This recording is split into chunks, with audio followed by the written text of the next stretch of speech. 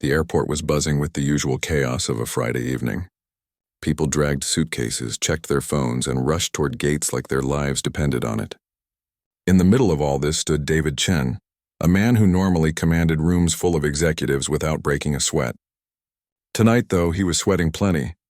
David was 38 years old and worth more money than most people could imagine. His tech company had made him rich beyond his wildest dreams. He owned 3 houses, drove cars that cost more than most homes, and wore a watch that could feed a family for a year. But right now, none of that mattered. Right now, he was just a terrified father holding a 6-month-old baby girl named Lily, and he had absolutely no idea what he was doing. His wife, Sophie, had been supposed to make this trip with him. She always handled Lily when they traveled. She knew the right temperature for the bottles, which toys kept their daughter calm, and somehow always knew exactly what Lily needed before she even started fussing. But Sophie had come down with a terrible flu that morning, and the doctors said she absolutely could not fly. The meeting in Los Angeles could not be rescheduled. Millions of dollars hung in the balance. So here David was, alone with his daughter for the first time on a 6-hour flight across the country. "You'll be fine," Sophie had told him that morning, her voice hoarse and weak. "Just remember what I showed you. The bottle needs to be warm, not hot. Change her before boarding. And please, please don't forget her favorite blanket." David had nodded confidently then. How hard could it be? He ran a company with 3,000 employees. He had negotiated deals worth hundreds of millions. Surely he could handle one tiny baby for a few hours. That confidence had lasted until about 10 minutes after takeoff. The plane was packed completely full. Every single seat was taken. David had bought first-class tickets, thinking the extra space would help. He had a window seat, which seemed smart at the time. Now he realized he was trapped against the wall with an increasingly unhappy baby, and no easy escape route. Lily had been fine during boarding. She had even smiled at the flight attendant, which made David feel like maybe this would work out after all. But the moment the plane started climbing into the sky, something changed. Maybe it was the air pressure. Maybe she missed her mother. Maybe she could sense her father's nervousness. Whatever it was, Lily's face scrunched up, turned red, and then she let out a wail that seemed impossibly loud for such a small person. David fumbled for the bottle in his bag. His hands were shaking. He managed to get it out and offered it to Lily, but she turned her head away and cried even harder. He tried the pacifier. She spit it out. He tried rocking her gently. The crying got louder. He could feel people staring. The woman in the seat next to him had already put in earbuds and turned up her music so loud David could hear it over his daughter's screams. "Come on, sweetie," he whispered desperately. "Please, please calm down. Daddy's here. Everything's okay," but everything was not okay, and Lily knew it. Her cries echoed through the cabin. David stood up, thinking maybe walking would help. He started pacing in the narrow aisle, bouncing Lily gently the way he had seen Sophie do 100 times. But what looked effortless when his wife did it felt awkward and wrong when he tried. His expensive suit jacket was already covered in drool and tears. His hair, usually perfectly styled, stuck up in odd directions from running his hands through it. A young woman in a designer outfit in the row ahead turned around and glared at him. "Some of us are trying to sleep," she said coldly. "Can't you do something about that?" "I'm trying," David said, his face burning with embarrassment. "I'm sorry." "Well, try harder," she snapped, then turned to flag down a flight attendant. "Excuse me, is there any way I can be moved to a different seat? This is ridiculous." The flight attendant, a tired-looking woman in her 50s, gave David a sympathetic look, but said to the passenger, "I'm sorry, ma'am, but we're completely full tonight. There are no empty seats." The young woman huffed and pulled a sleep mask over her eyes, radiating irritation. David kept walking, kept bouncing, kept whispering soothing words that did not soothe. He was aware of every eye on him. These were people like him, successful people, busy people, people who had paid good money for a quiet, comfortable flight. And here he was, ruining it for all of them. A businessman in a sharp suit caught his eye and shook his head slowly, as if to say, "Control your child." A teenage boy had his phone out, and David had the horrible thought that he might be filming this disaster. An elderly man simply closed his eyes and pressed his fingers to his temples like he had a headache. David had never felt so helpless in his entire life. In his world, every problem had a solution. Every challenge could be overcome with enough money, enough intelligence, enough determination. But no amount of money could make his daughter stop crying. No amount of intelligence could tell him what she needed, and all his determination just made his arms shake from holding her for so long. 20 minutes passed. Then 30. Lily showed no signs of calming down. If anything, she was getting worse. Her face was bright red now, and her cries had taken on a desperate quality that made David's heart hurt. What if something was really wrong? What if she was sick? What if he had done something terrible without realizing it? He tried the bottle again. No luck. He checked her diaper. It was fine. He tried singing to her, something he had never done before because he had a terrible voice. It definitely did not help. He wrapped her in the blanket Sophie had packed.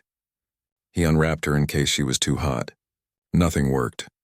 The flight attendant came by with a sympathetic smile. "Can I get you anything, sir?" "I don't know," David admitted, and his voice cracked a little.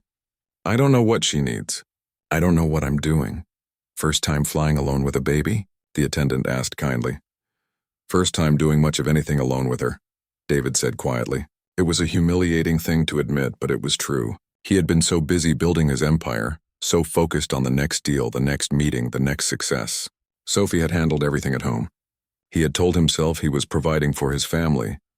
But now, standing in this airplane aisle with his daughter crying in his arms and dozens of strangers judging him, he realized he had been hiding. It was easier to face a boardroom full of tough negotiators than to figure out what his own daughter needed. Another passenger walked past him to use the bathroom, squeezing by with obvious annoyance. David pressed himself against the seats to make room, still bouncing Lily uselessly. He caught his reflection in one of the small airplane windows. He looked nothing like the confident CEO whose picture appeared in business magazines. He looked lost. He looked scared. He looked exactly like what he was in this moment, completely, utterly out of his depth. And then, just when David thought things could not possibly get any worse, a soft voice spoke from behind him. "Excuse me, sir. May I help?" David turned around slowly, still bouncing Lily in his arms. The voice had been gentle, almost musical, completely different from the irritated tones he had been hearing for the past half hour. Standing in the aisle behind him was an elderly woman, probably in her early 70s. She wore a simple flower print dress that looked like it had been washed 1,000 times, and a cardigan that had seen better days. Her gray hair was pulled back in a neat bun, and her face was lined with wrinkles that seemed to come from smiling more than frowning. What struck David most were her eyes. They were warm and brown, and when she looked at him, there was no judgment there. No annoyance. No irritation. Just pure kindness and understanding. I don't know what to do," David admitted, his voice barely above a whisper. He was surprised at his own honesty. He never admitted weakness to anyone, but something about this woman made him feel like it was safe to tell the truth. "I can see that, dear," she said with a soft smile. "May I?" She held out her arms, and David hesitated for just a moment. This was his daughter. He did not know this woman, but Lily was screaming, and nothing he did was working. And those kind eyes were looking at him with such genuine warmth that he found himself carefully transferring his daughter into the stranger's arms. What happened next seemed like magic. A moment the elderly woman took Lily, something changed. She held the baby differently than David had been holding her. Not tighter, but more confidently, more naturally. She shifted Lily so the baby's head rested in the crook of her elbow, supporting her in a way that looked effortless. Then she started to sway, not the bouncing motion David had been doing, but a gentle rocking motion side to side like a boat on calm water. And she hummed. It was not any song David recognized, just a simple, repetitive melody that seemed to wrap around Lily like a blanket. The effect was almost immediate. Lily's scream started to quiet. Her little fists, which had been clenched tight, began to relax. Her red face slowly returned to its normal color. Within 2 minutes, the crying had reduced to small whimpers. Within 5 minutes, those whimpers had stopped completely. David stood there, mouth slightly open, watching this miracle unfold. Around them, other passengers were noticing too. The businessman who had glared earlier was now watching with interest. The young woman with the designer outfit had lifted her sleep mask and was staring. Even the teenager with his phone had stopped whatever he was doing to look. "How did you do that?" David asked, amazed. The elderly woman chuckled softly. "Practice, dear. Lots and lots of practice. I raised 5 children of my own, and I have been blessed with 14 grandchildren so far. When you have held as many crying babies as I have, you learn a few things. She continued to sway gently, still humming that simple tune. Lily's eyes were starting to droop now, the way they did when she was getting sleepy. I'm Helen, the woman said, her voice quiet so as not to disturb the baby. Helen Morrison. From a little town in Ohio you have probably never heard of. David Chen, he replied. And thank you. I mean, really thank you. I had no idea what I was doing. I still don't. First time flying alone with her? Helen asked, though it was clear she already knew the answer. First time doing much of anything alone with her, David admitted again. It was getting easier to say it. My wife usually handles everything. She got sick this morning and I thought I could manage. Obviously I was wrong. Helen smiled at him, not in a mocking way but with understanding. Oh, honey, every parent has been exactly where you are right now. That moment when you realize that tiny little person has needs you do not know how to meet. It is terrifying, is it not? Terrifying is the right word, David said. He looked around and realized they were still standing in the aisle. Should we sit down? I do not want to block the aisle. Well, I am back in economy, Helen said. Seat 23C. But if you would like, you can sit with me for a bit and I can show you some tricks. Unless you need to get back to your seat. David glanced back at his first-class seat. The angry young woman was there, probably relieved to have him gone. No, he said quickly. If you do not mind, I would really appreciate learning whatever you can teach me. Helen's face lit up. I would be delighted. They made their way back to economy class. Helen had a middle seat between a young man absorbed in his laptop and an older gentleman who was fast asleep and snoring softly. The young man saw them coming and, without being asked, quickly moved to David's empty first-class seat when David offered it to him. The expression on his face was like he had won the lottery. David squeezed into the middle seat next to Helen, which felt strange. He could not remember the last time he had sat in economy. The seat was narrower, there was less legroom, and there was definitely no champagne service. But right now he did not care about any of that.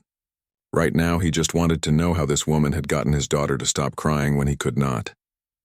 Helen carefully transferred Lily back to David, showing him exactly how to position his arms. See, you want to support her head here, and let her body rest along your forearm like this. Babies like to feel secure, like they are being held firmly but not squeezed. You were holding her too loosely before, and she could sense your nervousness. David tried to copy her position. It felt awkward at first, but he could see what she meant. Lily did seem more comfortable this way. Now the bouncing you were doing, Helen continued gently, that usually makes things worse. When babies are upset, they do not need more stimulation. They need calm, so instead of bouncing, just sway slowly. Like this. She demonstrated the motion again, and David tried to copy it. His movements were stiff at first, self-conscious, but gradually he found a rhythm. That's better, Helen encouraged. You are doing fine. And this humming?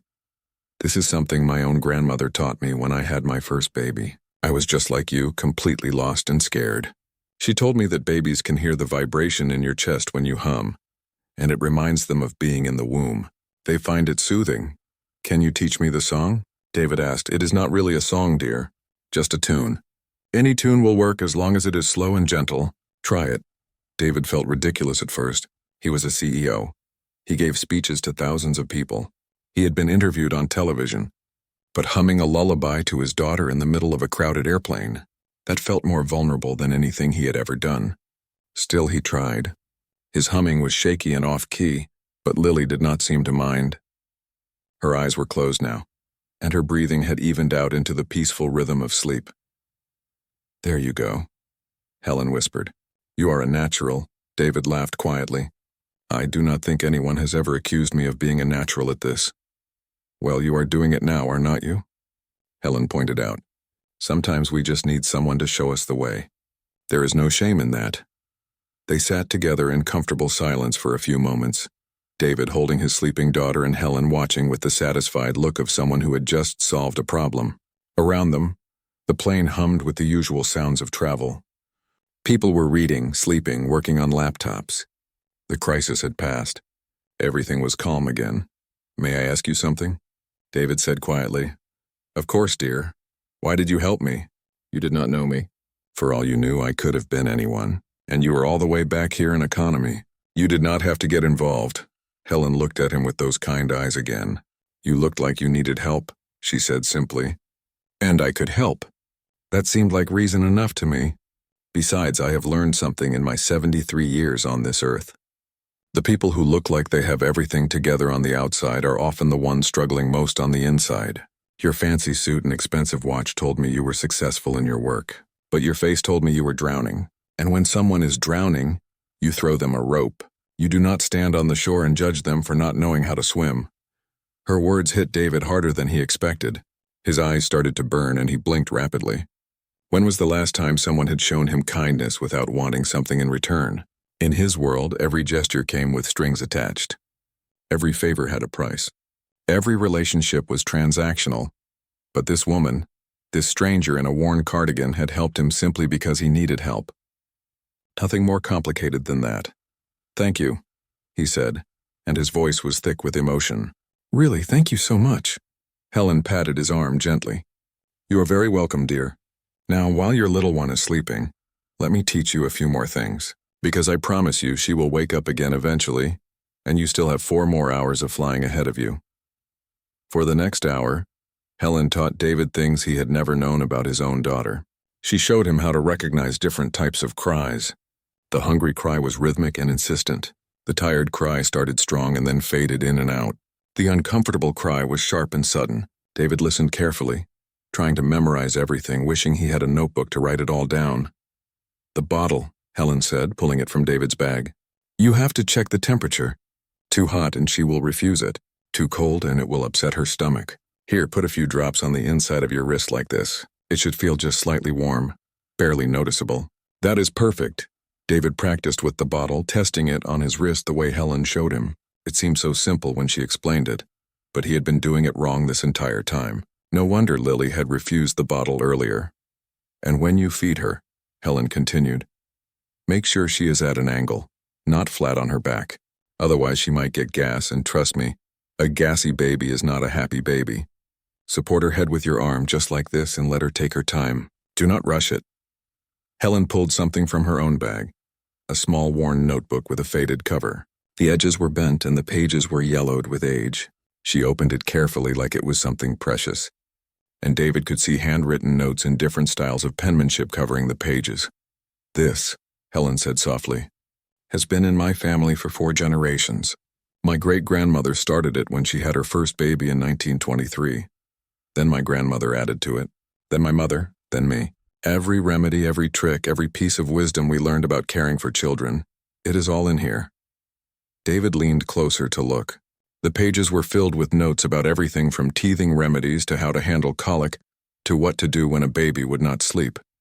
There were recipes for homemade baby food, tips for dealing with fevers, and even little drawings showing how to properly swaddle a baby. This is incredible, David said, carefully turning a page. This is like a family treasure. It is, Helen agreed. I was planning to give it to my youngest daughter on this trip. She just had her first baby 3 months ago, and she is struggling the same way you are. But you know what? I think you need it more right now. David looked up sharply. Oh no, I could not possibly take this. This belongs to your family. Your daughter needs it. Helen smiled and closed the notebook, pressing it gently into David's free hand, the one that was not currently supporting his sleeping daughter. My daughter has me. I am going to visit her for 3 weeks. I can teach her everything in this book face to face. But you, dear, you are going to land in Los Angeles in a few hours, and then you will be on your own with this little angel. You need this more than anyone right now. David felt that burning sensation in his eyes again. He looked down at the worn notebook in his hand, thinking about 4 generations of mothers and grandmothers writing down their wisdom. And this kind stranger was giving it to him. A man she had met an hour ago. I do not know what to say, he managed. Say you will read it, Helen replied. Say you will use it. And say that someday when your Lily is grown and has babies of her own, you will pass on what you learned. That is all I ask. I will, David promised. I absolutely will. They sat together in comfortable silence for a while. Lily continued to sleep peacefully in David's arms. The plane flew smoothly through the night sky. Outside the small window, David could see stars scattered across the darkness like diamonds. He had flown hundreds of times in his life, but he could not remember ever actually looking out the window and appreciating it before. He was usually working, making calls, answering emails, planning his next move. But right now, holding his daughter and sitting next to this remarkable woman, he felt more present than he had in years. "Can I ask you something personal?" David said after a while. "Of course. You mentioned you were going to visit your daughter. Is that what brings you to Los Angeles?" Helen nodded. "Yes, my youngest, Patricia, she just had surgery. Nothing too serious, but she needs help with the baby while she recovers. Her husband does his best, but he works long hours, so I am coming to help out for a few weeks." "That is really kind of you," David said. "I am sure she appreciates it." "Well, that is what family does," Helen said simply. "We show up for each other. Is it expensive?" David asked, then immediately worried he was being rude. "I am sorry, I should not ask about money." But Helen did not seem offended. "It is fine, dear. Yes, it was expensive. More than I usually spend, that is for certain. I have been saving for almost 2 years to afford this trip, putting away a little bit each month from my pension. But Patricia needed me, so the money did not matter. You find a way when someone you love needs you. 2 years of saving." David thought about what he had spent on lunch yesterday. It was probably more than Helen spent on groceries for a month. He thought about his 3 houses, his expensive cars, the watch on his wrist that cost more than some people made in a year. And here was this woman who had saved for 2 years just to be able to help her daughter. And she had given up her precious family notebook to a complete stranger without a second thought. "You are a remarkable person, Helen," David said quietly. She laughed softly. "Oh, I am nothing special. Just an old retired teacher who loves her family. I spent 40 years teaching 3rd grade in a small public school. Never made much money, but I loved every minute of it. Well, most minutes anyway. There were a few challenging students over the years." "I bet you were an amazing teacher," David said. "I tried to be. I always told my students that kindness costs nothing, but it is worth everything, and that the most important thing in life is not what you have, but how you treat people." She paused, looking at David thoughtfully. "You know, you remind me of a student I had many years ago. Brilliant boy. So smart he could solve math problems in his head that other kids needed calculators for, but he was so focused on being the best, on winning at everything, that he forgot to just be a kid sometimes. I worried about him. What happened to him?" David asked. "He went on to do great things. Became a doctor, I believe. Very successful. But I always wondered if he was happy. There is a difference, you know, between being successful and being happy." David thought about that. Was he happy? He had everything he had ever wanted professionally. His company was thriving. He had more money than he could spend in a lifetime. People respected him, or at least they respected his success. But sitting here in an economy seat at 35,000 feet, holding his sleeping daughter and talking to a retired schoolteacher, he felt something he had not felt in a long time. Peace. Real, genuine peace. "I am not sure I know the difference anymore," David admitted. "I have spent so long chasing success that I forgot to stop and think about whether it was making me happy." Helen reached over and gently touched Lily's tiny hand. "This right here," she said softly. "This is what matters. Not the deals or the money or the fancy things. This little person who depends on you and loves you unconditionally. These moments that you will never get back. My children are all grown now. My youngest is 43, and I would give anything to hold them as babies one more time, to have just one more night of waking up every 2 hours, one more day of spit up on my shoulder, one more moment of them falling asleep in my arms." She looked at David with those wise, kind eyes. "You are so busy being successful that I worry you might miss this. The most important time of your life is happening right now, and you are worried about meetings and deals and money. None of that matters, dear. Not really. What matters is right here in your arms." David felt a tear slip down his cheek. He did not bother to wipe it away. "You are right," he said, his voice rough. "I have been missing it. I have been missing everything that actually matters." "Well, you are here now," Helen said gently, "and that counts for something. It is never too late to start paying attention." They talked for another hour, Helen sharing stories from her decades of raising children and teaching. David asking questions about everything from sleep schedules to starting solid foods to how to handle tantrums. He learned more in that hour than he had in 6 months of having a daughter. But more than the practical advice, he absorbed something else. A different way of looking at life. A perspective that valued connection over achievement, presence over productivity, Love over success. When the flight attendant came by with drinks, David ordered coffee for both of them. As they sipped their coffee, Helen told him about her husband of 52 years who had passed away 3 years ago, about her 5 children and 14 grandchildren, about her little house in Ohio and her garden where she grew tomatoes every summer. She spoke about a life that by most measures would be considered ordinary, but the way she talked about it with such joy and gratitude made it sound extraordinary. And David realized something that would change him forever. Helen had something he did not have despite all his millions. She had richness, real richness, the kind that came from relationships and experiences and moments of genuine connection, the kind that no amount of money could buy. The pilot's voice came over the intercom announcing they would be landing in Los Angeles in about 30 minutes. David felt a strange mix of emotions. Relief that the flight was almost over, but also something else. Sadness, maybe. This conversation with Helen had been more meaningful than most conversations he had in months. He did not want it to end. Lily had woken up about 20 minutes earlier, and with Helen's guidance, David had successfully fed her a bottle and changed her diaper in the tiny airplane bathroom. It had not been graceful, but he had done it. And Lily had not cried once. She was now sitting on his lap, looking around with wide, curious eyes, occasionally grabbing at his tie and trying to put it in her mouth. "You did wonderfully," Helen said, gathering her small carry-on bag as the plane began its descent. "Your wife is going to be so proud when you tell her how well you managed." "I could not have done any of it without you," David said honestly. "I would probably still be standing in the aisle with a screaming baby if you had not helped me." Helen smiled. "Oh, you would have figured it out eventually. You just needed a little guidance. That is all any of us need sometimes." As the plane descended, David could not stop thinking about what Helen had told him. 2 years of saving for this trip. 2 years of putting aside small amounts from a modest pension just to be able to help her daughter. Meanwhile, David had 3 homes he barely spent time in. He owned a vacation house in Hawaii he had visited exactly twice in 4 years. He had a garage full of expensive cars when he could only drive one at a time. The plane touched down smoothly, and passengers immediately started standing up, grabbing bags from overhead bins, checking their phones.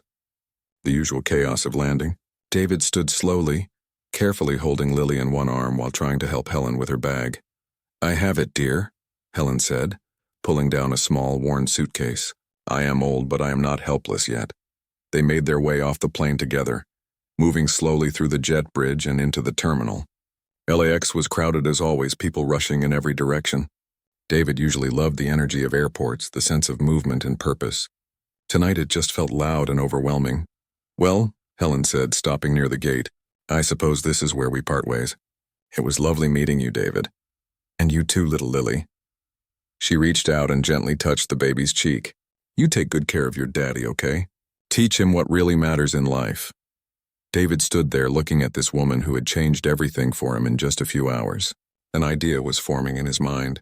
Something that felt right in a way nothing had felt right in a long time.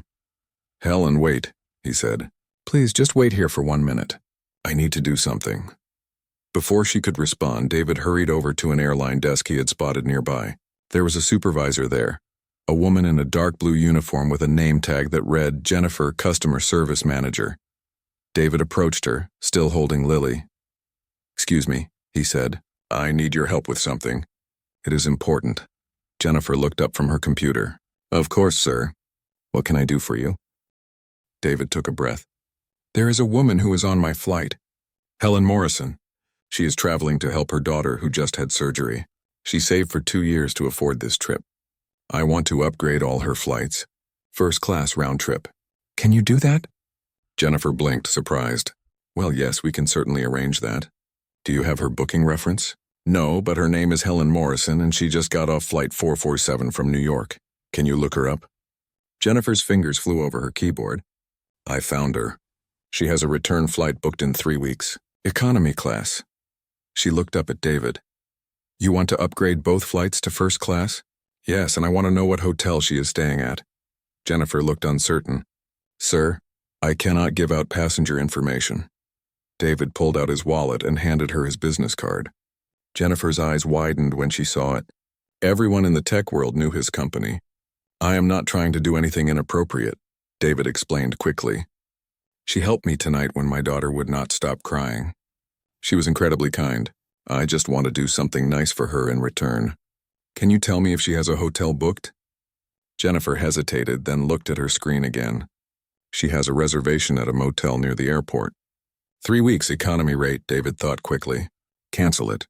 Book her into the best hotel near wherever her daughter lives. Give her a suite for the entire 3 weeks, and arrange for a car service to take her there tonight and to have a car available for her the whole time she is here. Jennifer stared at him. Sir, that is going to be very expensive. I know, David said. That is not a problem. Can you do it? I can make some calls, but this is highly unusual. Please, David said, and something in his voice must have convinced her, because she nodded and picked up her phone. 20 minutes later, David walked back to where Helen was waiting. She was sitting on a bench looking at her phone with a confused expression. Is everything all right? David asked. Helen looked up at him, bewildered. I just got the strangest message from the airline. They said my flights have been upgraded and my hotel reservation has been changed. They said a car is waiting for me. I do not understand. I did not request any of this.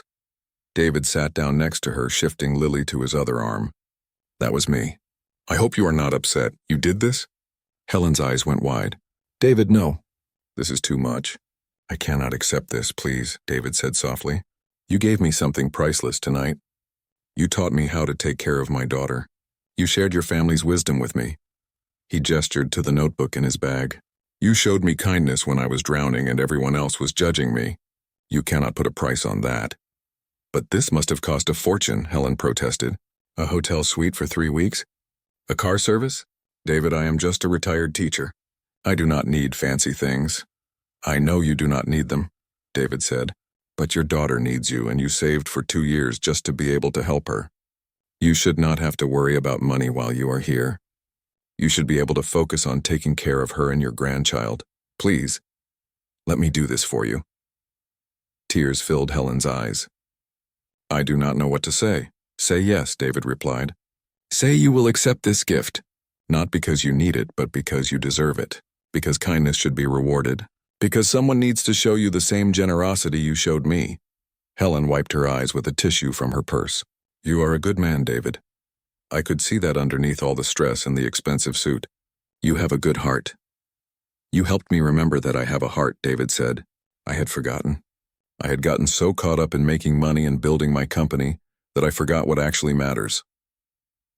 They sat together for a moment, neither speaking, just being present. Other travelers rushed past them, everyone in a hurry to get somewhere. But David and Helen were in no rush. They were exactly where they needed to be. There is one more thing, David said. I know you said your daughter is struggling financially, that she and her husband are working hard but barely making ends meet. I want to help with that too. David, no, Helen said firmly. You have already done too much. Please just hear me out, David said. I am not trying to be some rich guy throwing money around. I am trying to pay forward the kindness you showed me. Your daughter just had a baby and had surgery. She should not be worrying about bills right now. Let me set up something for her. Nothing crazy, just something to make life a little easier. Helen shook her head, but she was crying now. Why are you doing this? You do not even know us. Because you taught me something tonight, David said, his own voice thick with emotion. You taught me that the smallest acts of kindness can change everything. You could have stayed in your seat.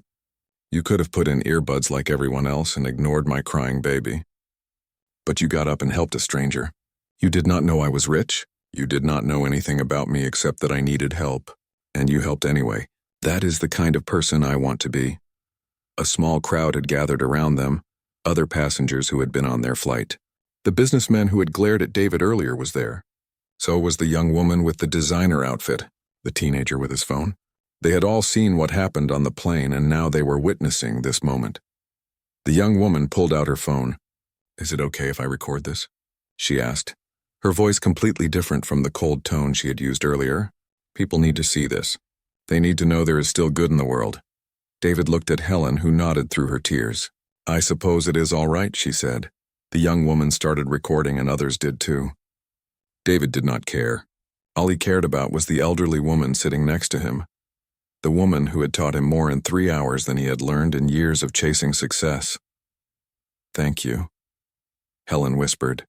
"Thank you for seeing me, for listening, for caring." "No," David said, holding Lily close. "Thank you. You saved me tonight. You really did." They hugged, this unlikely pair, while people around them cried and smiled and captured the moment on their phones. By the next morning, the videos would be everywhere. But that part of the story was still to come. The video started appearing on social media around midnight. By morning, it had been viewed 2 million times. By noon, 15 million. People could not stop watching and sharing it.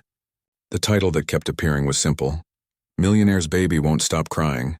Watch what this elderly woman does next." But the real story, the one that captured hearts around the world, was what the millionaire did after. David woke up the next morning in his Los Angeles hotel room to find his phone exploding with notifications.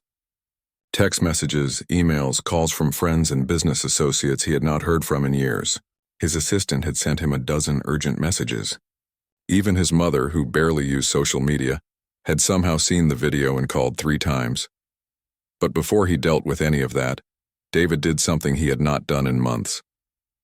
He sat on the hotel room floor and played with Lily, really played with her. No phone in his hand, no laptop nearby, no part of his mind thinking about work. Just him and his daughter making silly faces at each other while morning light streamed through the windows. His phone rang. It was Sophie. "I saw the video," she said when he answered. Her voice still sounded rough from being sick, but there was something else in it too. Wonder maybe, or pride. "David, what you did for that woman. I cannot believe it. I mean, I can believe it because I know you have a good heart, but you never show that side to anyone." "I should have been showing it all along," David said, watching Lily grab at her toes. "Especially to you and Lily. I have been so busy trying to build an empire that I forgot to build a life." "That woman, Helen, she called me," Sophie said. "She got my number from your assistant." "David, she was crying. She kept saying she did not deserve what you did for her." "She deserves it more than anyone I have ever met," David replied. "She taught me how to be a father in 3 hours. She gave me something money cannot buy." Over the next few days, the story continued to grow. News outlets picked it up. Talk shows wanted to interview David and Helen. The video had been viewed over 50 million times. But what moved David most were the comments. Thousands and thousands of people sharing their own stories about strangers who had helped them, or times they had helped strangers. People were inspired. They were doing kind things for others and posting about it, not for attention, but to spread the message that Helen had lived her whole life. Kindness costs nothing but means everything. David got Helen's daughter's phone number and called her. Patricia answered on the second ring, her voice full of emotion. "Mr. Chen," she said, "I do not even know where to begin. What you have done for my mother, for my family, it is beyond anything I could have imagined."